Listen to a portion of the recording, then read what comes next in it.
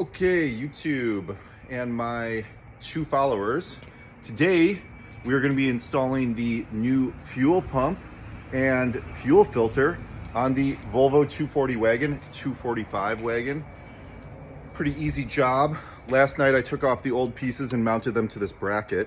Okay, I surmised from the date code on this filter that this is in fact the original fuel filter and has never been changed since I think it's an 89 technically. So that's pretty interesting. So yeah, let's throw this on. It's cool how Volvo does this. You know, with Saab, the filter is easy to change because it's in the engine compartment, but the fuel pump is a little more difficult. With Volvo, they mount these two things to this sub-assembly bracket, and they have these nice rubber vibration isolators that actually keep the vibration from the car frame, keep these components separated from it. Or maybe it's about electrical isolation, who knows. But anyways, it's a really, like everything on this car, it's really well designed. So let's throw it on.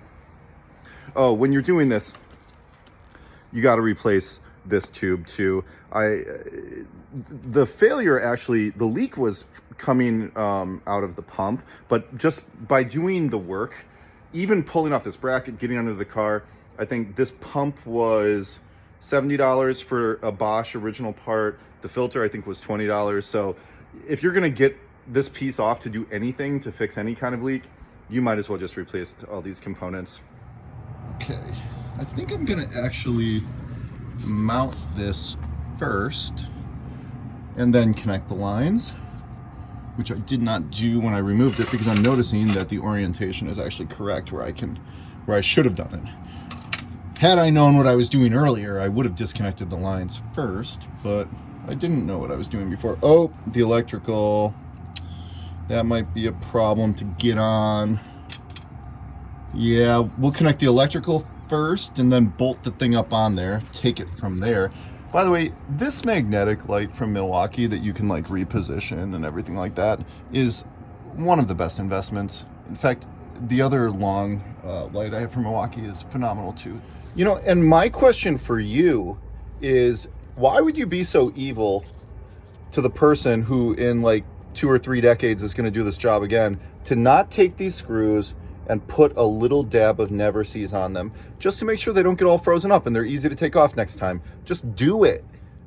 And of course you got to have the correct little copper washers to put back on here. Okay, now we have those lines installed. Volvo has this really big hose coming up to the pump right there. I don't know if I've seen a hose that big coming from the tank on any of my other cars, but I think this will run better now. This underbody coating has done such a good job on this car. I do think I'm going to end up having to replace this rubber kind of vibration isolator right here. All right, now let's go see if... Okay, now we're going to turn it on and we're going to see if it's still pouring fuel out onto the ground.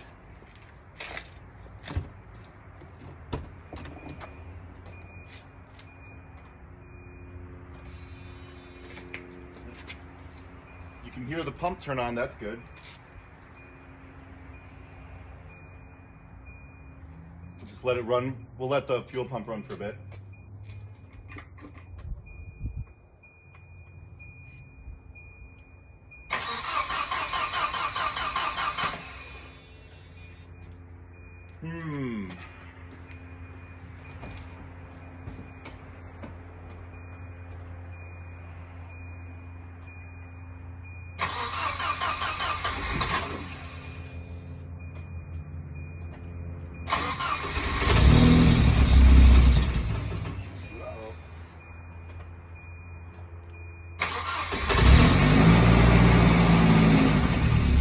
There we go. All right. And it's not leaking.